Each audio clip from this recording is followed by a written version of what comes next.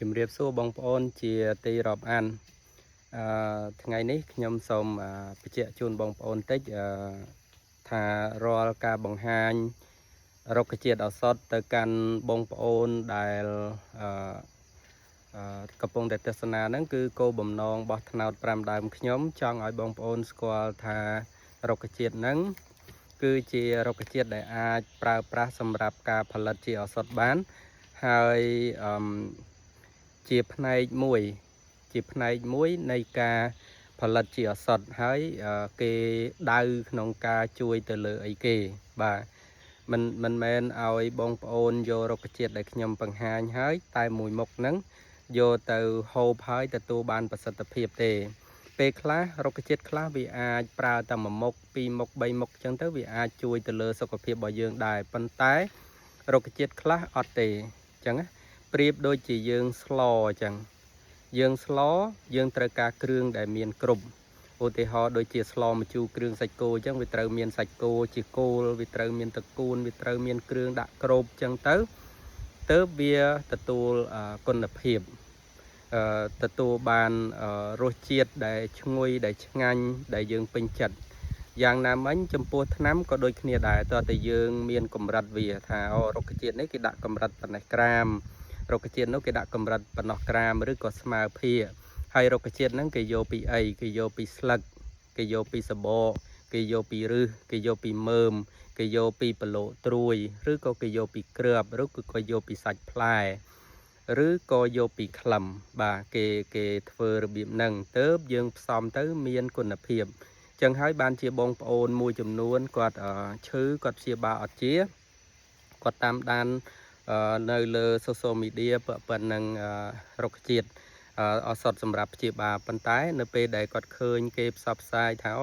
ដើមនេះត្រូវចេះដើមនោះត្រូវអញ្ចឹងគាត់យកទៅហូបទៀងដែលគាត់មិនដឹងថាគួរហូបក្នុងកម្រិតប៉ុណ្ណាហើយគួរយកផ្នែកណាហើយយកនៅពេលណាពីព្រោះដើមឈើមានពេលដែលត្រូវយកនៅពេលព្រឹកយកនៅពេលថ្ងៃយកនៅពេលល្ងាចមិនមែនចេះតែនឹកឃើញចង់ទៅយកទេឧទាហរណ៍ដូចជាយើងច្រូតស្រូវចាស់បងប្អូនណាងាយយើងច្រូតស្រូវគឺយើងយកនៅពេលដែលស្រូវនឹងទុំគ្រប់អាយុកាលរបស់វាទៅយើងប្រមូលផលវាមកវាសាច់ក្របល្អអញ្ចឹងដើមឈើក៏ដូចគ្នាដែរគេយកឲ្យត្រូវពេលរបស់វាឲ្យត្រូវតាមអាយុរបស់វាទៅយើងយកមកផ្សំជាឱសថមានប្រសិទ្ធភាពមានគុណភាពសម្រាប់ព្យាបាលជំងឺមិនមែនចេះតែយកសុខភាពរបស់បងប្អូនយកអាយុជីវិតរបស់បងប្អូនទៅសាកជាមួយដើមនេះទៅសាកជាមួយដើមនោះដល់ពេលបងប្អូនសាកច្រើនហើយហូបមិនត្រូវតាំងតែចាប់ផ្ដើមពោលអ៊ូថាំងហូបថ្នាំឱសថបុរាណច្រើនហើយប៉ុន្តែនៅតែអត់ជាដោយសារកំហុសហ្នឹងបងប្អូនណាដោយសារកំហុសហ្នឹងអញ្ចឹងបើមិនច្បាស់កុំធ្វើខ្ញុំឧទាហរណ៍មួយពីព្រោះថារាល់ឱសថមិនថាឱសថសម័យមិនថាឱសថបុរាណទេគឺមានផលប៉ះពាល់ដូចគ្នាមានផលប៉ះពាល់ទៅលើសុខភាពដូចគ្នាអញ្ចឹងណាអញ្ចឹងខ្ញុំឧទាហរណ៍ឱសថបុរាណចុះ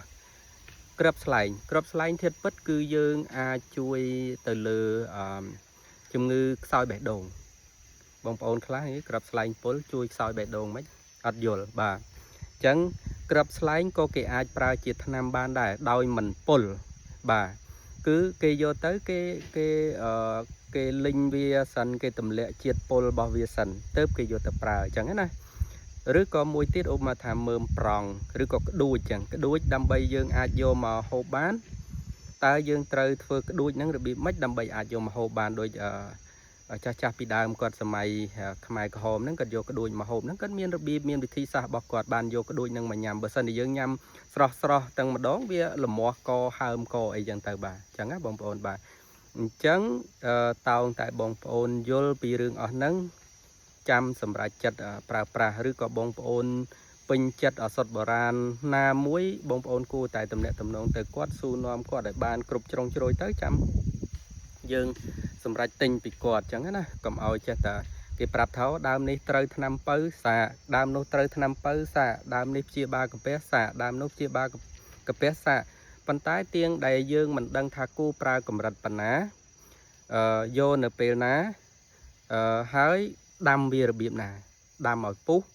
ដាំទឹក3យកទឹក1 ឬក៏ដាំរបៀបមិនអានឹងជាវិធីសាស្ត្រក្នុងការធ្វើរឿងទាំងអស់ហ្នឹងឲ្យបានត្រឹមត្រូវហើយសុវត្ថិភាពនៅពេលដែលយើងប្រើប្រាស់នៅពេលដែលយើងចេះតែធ្វើតាម social media គ្រាន់តែចង់បញ្ជាក់ជូនបងប្អូនថាមាន social media មួយចំនួនគាត់มันមានវិជ្ជាជីវៈច្បាស់លាស់ប៉ុណ្ណឹងអត់សុទ្ធទេប៉ុន្តែគាត់យកដើមឈើនឹងមកនិយាយគោលបំណងគាត់ត្រូវការ view ដើម្បីរកប្រាក់កម្រៃនៅលើ social media ទេបាទអញ្ចឹងរឿងទាំងអស់ហ្នឹងវាជាហានិភ័យសម្រាប់បងប្អូនដែលសម្រាប់ចិត្តយក